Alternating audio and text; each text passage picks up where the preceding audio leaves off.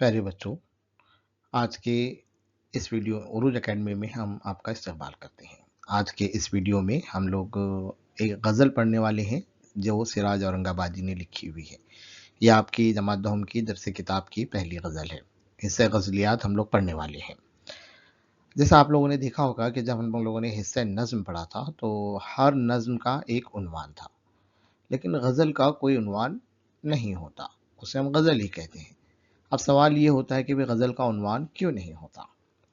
तो इससे पहले हमने जब गज़ल के बारे में पढ़ा था तो हमने देखा था कि गज़ल का हर शेर मायनवी एतबार से, मतलब के एतबार से, मौज़ू के एतबार से आज़ाद होता है ना? कि भई ज़रूरी नहीं है कि किसी एक मौज़ू पे पूरी गज़ल लिखी जाए।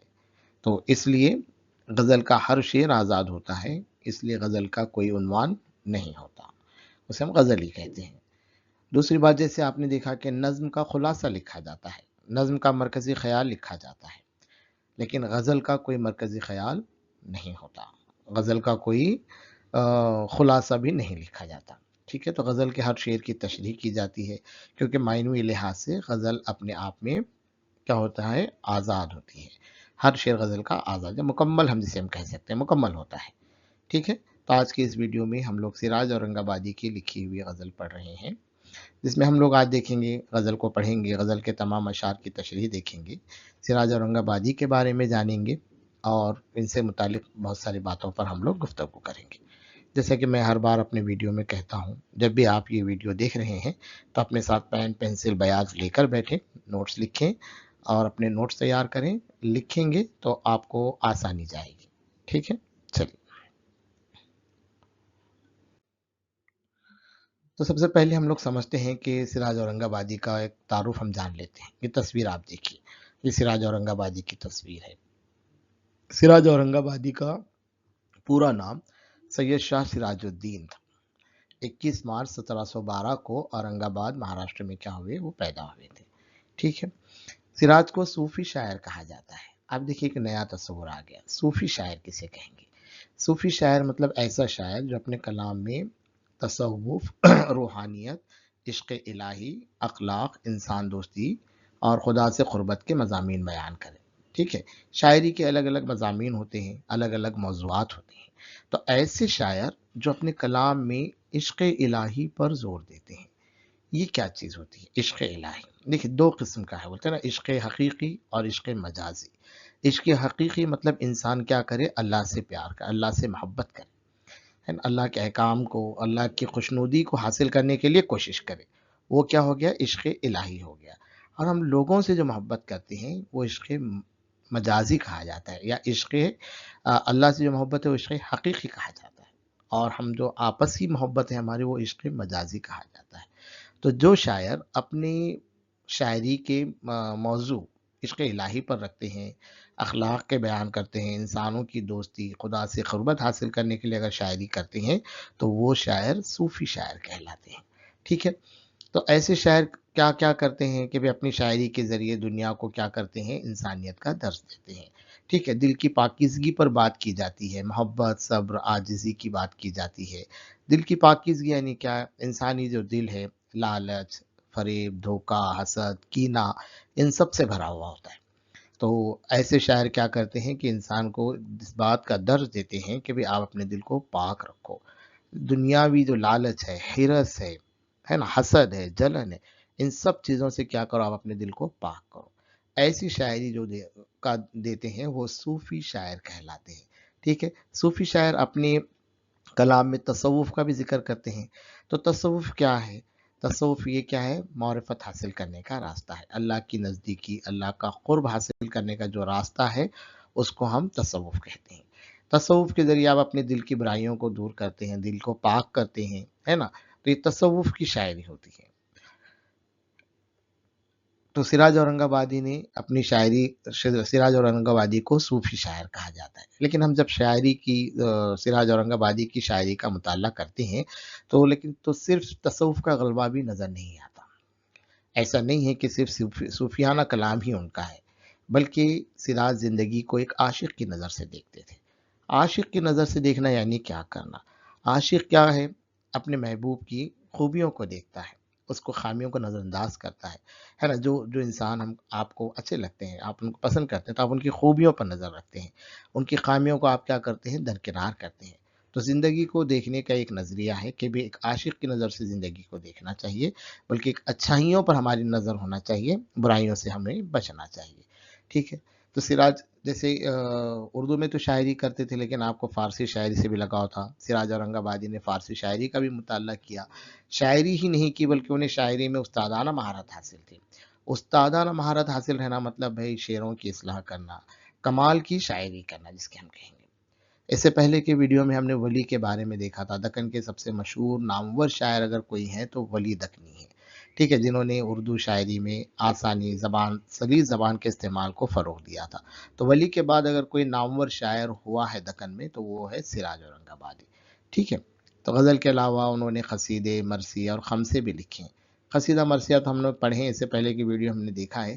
خمسے کیا ہوتے ہیں؟ خمسے بھی نظم کی ایک قسم ہے جو 5 اشعار پر مشتمل نظم ہوتی ہے، اسے خمسہ ہم کہتے ہیں. 16 اپریل 1764 کو اورنگ آباد میں ان کا انتقال ہوا. ٹھیک ہے. اب اس میں بات آئی کہ دکن کے نامور شاعر ہیں، تو تھوڑا ہم دکن کے علاقے کو سمجھتے ہیں کہ بھی دکن کا علاقہ کون سا ہے. بھارت کا اگر آپ یہ نقشہ دیکھیں گے، جنوبی بھارت کا نقشہ ہے، تو یہ جو بیجاپور، گولکنڈا، بیدر، گولکنڈا یعنی جو بھی حیدرآباد کا علاقہ ہے، یہ جو علاقہ ہے یہ کیا کہلاتا ہے؟ دکن کا علاقہ کہلاتا ہے. تو اس علاقے کی اپنی خاص بولی ہے، اس علاقے کی اپنی خاص زبان ہے جسے دکنی زبان کہتے ہیں. اگر آپ دکنی زبان کے بارے میں جاننا چاہیں تو دکنی زبان اردو کی قدیم شکل ہے. دکنی زبان میں لوگ لکھتے تھے، بات چیت کا انداز ہے. ٹھیک ہے. جو ہندوستان کے دکن کے علاقے میں کیا ہوتی؟ بولی جاتی. جیسے میں نے کہا حیدرآباد، بیجاپور، گولکنڈا، ان علاقوں میں کیا ہے؟ دکنی زبان فروغ پائی ہے. ٹھیک ہے. تو زبانیں جب ایک دوسرے کے تعلق میں آتی ہیں، ایک جگہ پر کئی زبانیں جب بولنے والے لوگ ہوتے ہیں تو زبانوں کے اندر بھی الفاظ کا کیا ہوتا ہے؟ لین دین ہوتا ہے. تو ایسی ہی دکنی زبان میں اردو کے ساتھ ساتھ فارسی، عربی، مراٹھی، تیلگو اور کنڑ زبانوں کے الفاظ بھی دکنی زبان میں شامل ہوں گے. تو دکنی زبان کو قدیم اردو زبان کہا جاتا ہے. تو یہ زبان، دکنی زبان جو ہے سادہ ہے، شیریں ہے اور عوامی انداز رکھتی ہے. ابھی بھی آپ دیکھو دکنی زبان میں خبریں آتی ہیں، ہے نا. جو حیدرآباد، بیدر کے علاقے میں جو زبان بولی جاتی ہے وہ دکنی زبان ہے. تو ان کا بولنے کا ایک انداز الگ ہے. لکھتے ہیں الفاظ کے جو تلفظ ہے، املا ہے، وہ بھی کیا ہوتا ہے؟ الگ ہوتا ہے. تو سراج کے زمانے کی جو اردو زبان تھی اس پر دکنی زبان کے اثرات تھے. جب سراج اورنگ آبادی کا جو 18ویں صدی کا جو زمانہ ہے تو اس میں بھی دکنی زبان کے اثرات کیا تھے؟ واضح تھے. ٹھیک ہے. تو اس میں بول چال کے ساتھ دکنی زبان کے جو الفاظ ہیں ان کا املا بھی مختلف ہوتا تھا، الگ املا تھا ان کا. جیسے مثال کے طور پہ کچھ الفاظ یہاں پر دیکھیے.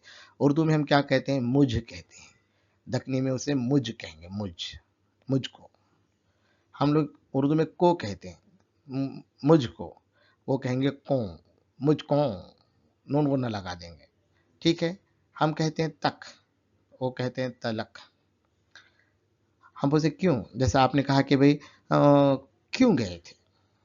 ٹھیک ہے. کیوں گئے تھے تو وہ بولیں گے کائے کو گئے تھے، کائے کو گئے تھے. آپ بولیں گے چائے پئیں گے آپ، تو ہم اردو میں کیا کہتے ہیں؟ نہیں. وہ کہیں گے نکو، اب بچ پی کے آئے. چائے پئیں گے؟ نکو، اب بچ پی کے آئے. تو یہ دکنی زبان کے جواب دیا میں نے آپ کو، ہے نا.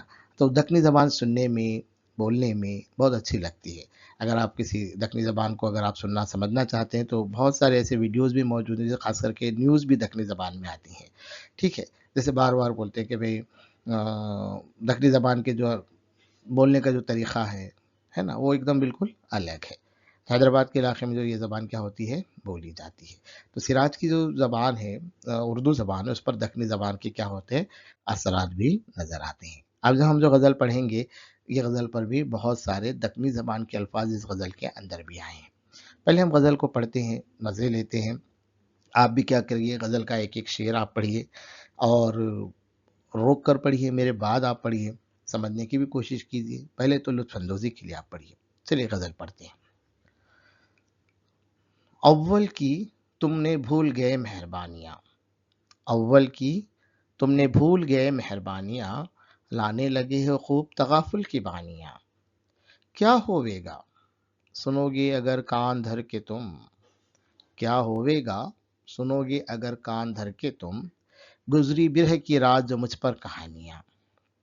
दामन तलक भी हाय मुझे दस्तरस नहीं, दामन तलक भी हाय मुझे दस्तरस नहीं, क्या खाक में मिली हैं मेरी जां फिशानियां, दागे फिराख लालए बागे ख्याल है, दागे फिराख लालए बागे ख्याल है, रह गई मेरे जिगर में तुम्हारी निशानियां, शायद किसी के कत्ल की होती है मसलहत, शायद किसी के कत्ल की होती है मसलहत, रमज़ें तेरी निगाह की सब हमने जानिया, मुझ दिल के कोहे तूर को, मुझ दिल के कोहे तूर को सुरमा किए हो तुम, मुझ दिल के कोहे तूर को सुरमा किए किए हो तुम, बाकी हैं अब तलक भी वही लंतरानियां, कब लगा रवा रखोगे तगाफुल सिराज पर, कब लगा रवा रखोगे तगाफुल सिराज पर, अब इस कदर भी खूब नहीं सरगिरानियां, अब इस कदर भी खूब नहीं सरगिरानियां।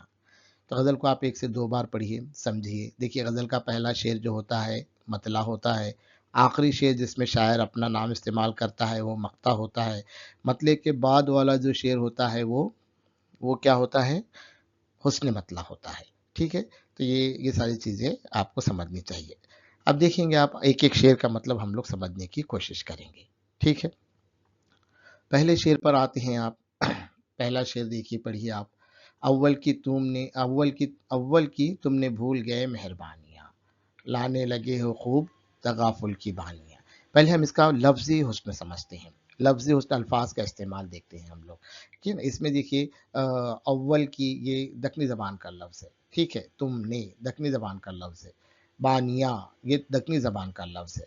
ठीक है, अब यहाँ पर आप देखेंगे मेहरबानियाँ और बानिया ये काफिया यहाँ पर शायर ने इस्तेमाल किया हुआ है, बराबर है। इसके बाद में काफिए के बाद कोई चीज़ इस्तेमाल की क्या नहीं, या मतलब इस गज़ल के अंदर रदीफ नहीं है। जब गज़ल में रदीफ नहीं होती तो वो गैर मुरदिफ गज़ल कहलाती है। ठीक है, ये तो हो गया इसका मानवी हुस्न, सॉरी लफ्ज़ी हुस्न हुआ। अब हम इसके गज़ल इस शेर का मानवी हुस्न हम समझते हैं कि भाई इस शेर में शायर कहना क्या चाहता है। शायर का कहना क्या है, अव्वल की तुमने भूल गए मेहरबानियाँ, लाने लगे हो खूब तगाफुल की बानियाँ। तो देखिए ये गज़ल का पहला शेर है, इसलिए गज़ल ये मतला है। ठीक है, इसके दोनों मिसरे हम काफियाँ हैं। क्यों हम काफियाँ हैं, मेहरबानियाँ और बानियाँ में क्या है, सूरती मुनासिबत पाई जाती है। ठीक है, ये तो हो गया। गैर मुर्दिफ गज़ल है क्योंकि इसमें रदीफ नहीं है। अब शायर कहना क्या चाहता है, अब उसको हम समझेंगे। शायर यहाँ पर शिकायत कर रहे हैं अपने महबूब से।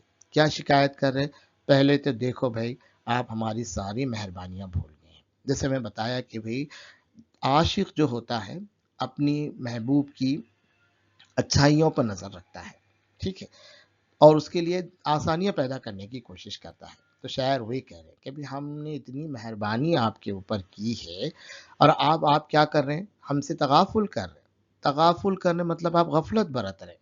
तगाफुल का मतलब गफलत बरतना, गफलत बरतने में ध्यान नहीं देना।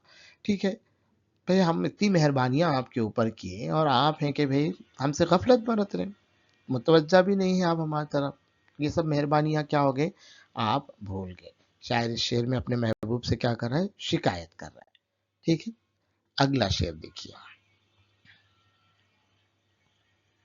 क्या होवेगा सुनोगे अगर कान धर के तुम, क्या होवेगा सुनोगे अगर कान धर के तुम, गुजरी बिरह की रात जो मुझ पर कहानियां।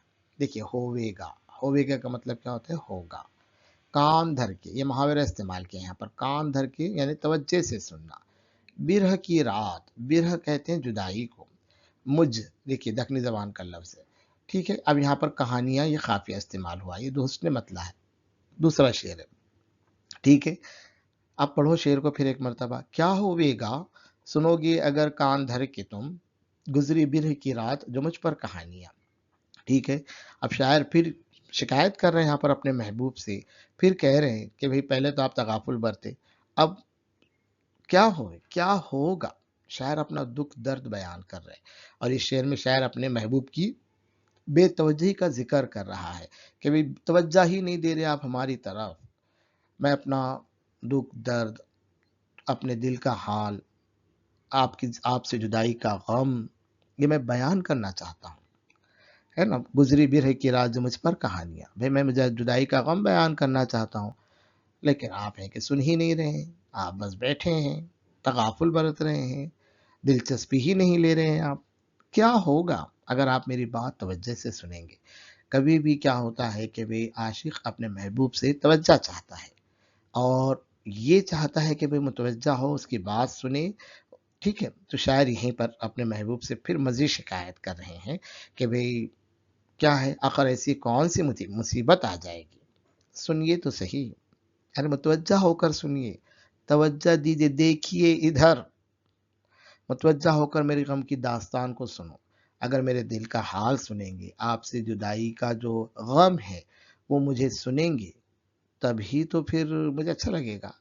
और आप सुन रहे हैं क्या? नहीं। तो शायर यहाँ पर कह रहे हैं कि क्या होगा अगर थोड़ी तवज्जो ही दे दें आप, ठीक है? अगले शेर पर आते हैं। दामन तलक भी हाय मुझे दस्तरस नहीं, दामन तलक भी हाय मुझे दस्तरस नहीं, क्या खाक में मिली हैं मेरी जाँफ़िशानियाँ, ठीक है? तलक तक को कहते हैं। दस्तरस यानी क्या? पहुँच, कि भई मुझे दामन तक भी क्या है? पहुँच नहीं मिली, कि भई मैंने इतनी कोशिश की है, जाँफ़िशानियाँ यानी कुर्बानी की है, कोशिश की है। क्या कुर्बानियाँ देता है? भई आशिक अपने महबूब के लिए क्या कुर्बानी देता है?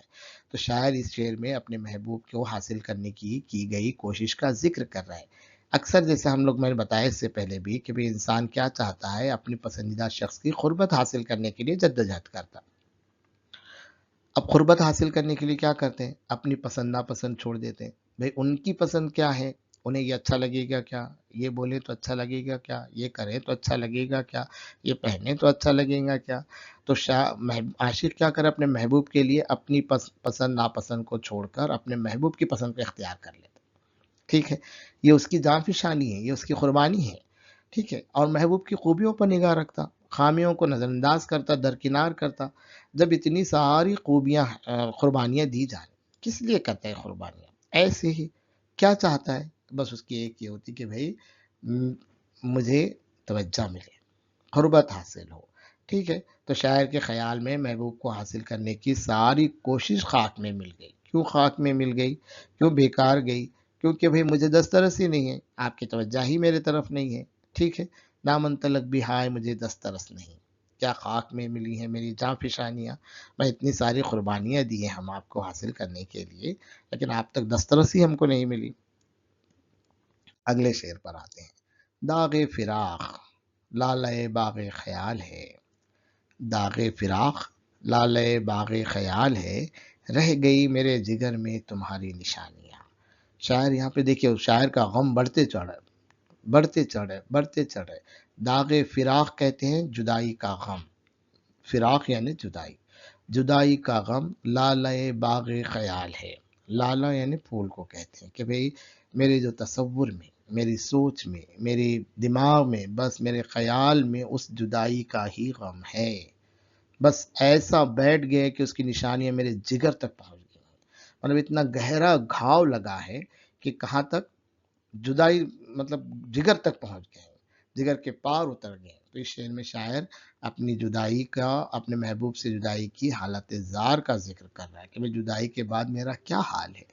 अपने गम और कर्ब का बयान शायर इस शेर में क्या कर रहा है? कर रहा है।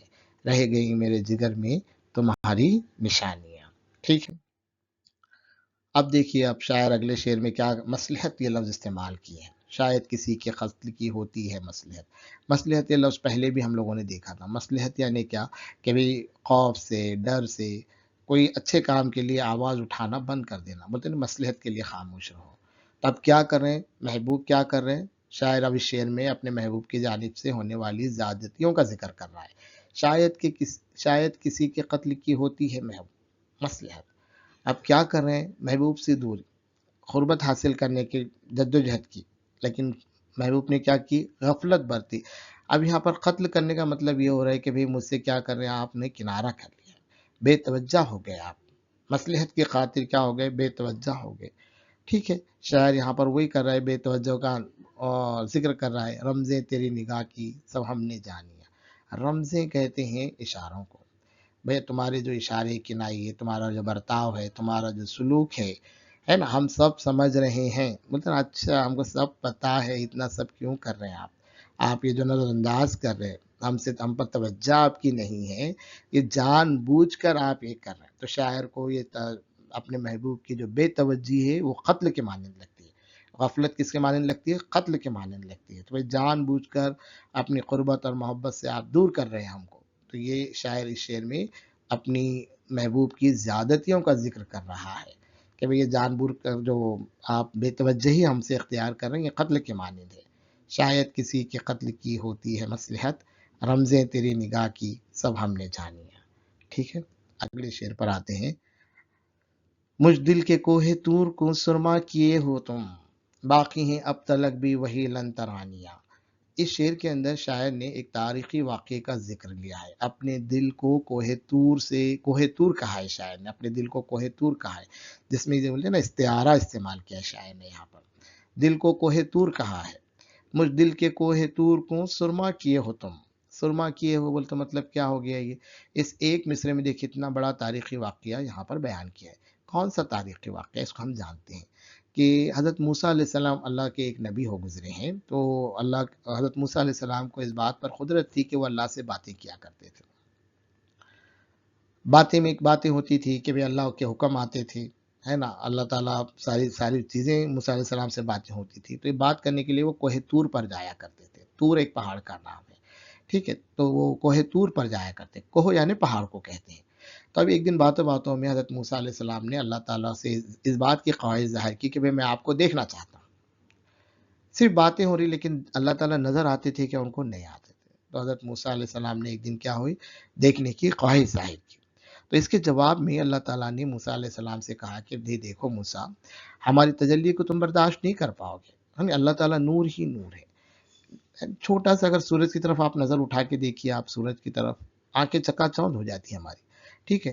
اب اللہ تعالیٰ کی تجلی کو کیا برداشت کر پائیں گے؟ موسیٰ علیہ السلام کو اللہ تعالیٰ نے تنبیہ کی کہ بھئی آپ نہیں برداشت کر پائیں گے۔ پھر بھی موسیٰ علیہ السلام اپنی خواہش پر کیا رہے؟ اڑے رہے۔ اڑے رہنے کو لن ترانیہ کہتے ہیں، لن ترانی، اڑے رہنا، ٹھیک ہے۔ تو اڑے رہے اپنی بات پر کہ نہیں بھئی آج میں آپ کو دیکھنا ہی چاہتا ہوں۔ تو پھر حضرت موسیٰ علیہ السلام کی خواہش پر اللہ تعالیٰ نے اپنی تجلی کا اظہار کیا، تھوڑا سا تجلی ظاہر ہوئی کہ بھئی چلو دیکھو۔ جیسی تجلی آئی، پورا کوہ طور کیا ہو گیا؟ جل کر خاک ہو گیا، پورا کا پورا پہاڑ سرما بن گئے۔ تو شاعر نے اس مصرے کے اندر اپنے دل کو کیا کہا ہے؟ کوہ طور کہا ہے، مجھ دل کے کوہ طور کو سرما کیے ہو تم۔ تو اتنا خوبصورتی اس تاریخی واقعے کا استعمال کیا ہے شاعر نے اپنے بیان کو اچھے انداز میں، یعنی اور مزید واضح پیش کرنے کے لیے، خوبصورتی پیدا کرنے کے لیے کلام کے اندر۔ ہم نے دیکھا تھا کہ کلام میں شاعر جب خوبصورتی پیدا کرنے کے لیے کوئی تاریخی واقعے کا ذکر کرتا ہے تو اس کو ہم صنعت تلمی کہتے ہیں، ٹھیک ہے۔ تو یہ تلمی والا شعر ہے۔ تو شاعر نے اپنے دل کو کیا کہا ہے؟ کوہ طور کہا ہے، ٹھیک ہے۔ تو اب اس شعر میں شاعر کیا کر رہے ہیں؟ اپنے محبوب کی اکڑ اور غرور کا بیان کر رہے ہیں کہ بھئی میں پورا جل کے خاک ہو گیا آپ کی محبت میں نے آپ ساری چیزیں ترک کر دی، آپ کی پسند ناپسند کو اختیار کیا، پھر بھی آپ کی بے توجہی کا شکار رہا، اور ابھی بھی وہی اکڑ اور وہی گھمنڈ اور وہی غرور کیا ہے؟ آپ میں باقی ہے۔ یہ اچھی بات نہیں ہے، ٹھیک ہے۔ اب پوچھ رہے ہیں تو مسکرا تو دیجیے، باقی ہیں اب تلک بھی وہی لن ترانیاں۔ تو شاعر نے اس شعر میں اپنے محبوب کی قربت حاصل کرنے کے لیے اس کی اکڑ اور غرور کا کیا کیا بیان کیا ہے۔ یہ غزل کا آخری شعر ہے، دیکھیے۔ کب لگ روا رکھو گے تغافل سراج پر، اب اس قدر بھی خوب نہیں ہے سرگرانیاں۔ سرگرانیاں کہتے ہیں غرور کو، گھمنڈ کو، ٹھیک ہے۔ اور کب تک دکنی زبان کا لفظ ہے، کب لگ روا رکھو گے تغافل سراج پر۔ شاعر اب سوال پوچھ رہے اپنے محبوب سے کہ بھئی آخر کب تک ایسا چلیں گا، ٹھیک ہے۔ اور اس میں شاعر نے کیا کیا ہے؟ اپنا نام استعمال کیا ہے، اس لیے یہ مقطع کا شعر ہے، غزل کا مقطع ہے، ٹھیک ہے۔ تو اپنے شاعر سے التماس کر رہا ہے کہ کب تک آپ ایسے سلوک، ناروا سلوک میرے ساتھ رکھیں گے؟ بھئی میں آپ سے اپنے غم کا اظہار کرنا چاہ رہا ہوں، آپ سے بات کرنا چاہ رہا ہوں، آپ کی توجہ چاہ رہا ہوں، لیکن آپ کیا ہیں؟ غفلت برت رہے ہیں۔ تو یہ غفلت آخر کب تک میرے نصیب کا حصہ بنی رہے گی؟ یہ سوال شاعر اپنے محبوب سے کر رہا ہے۔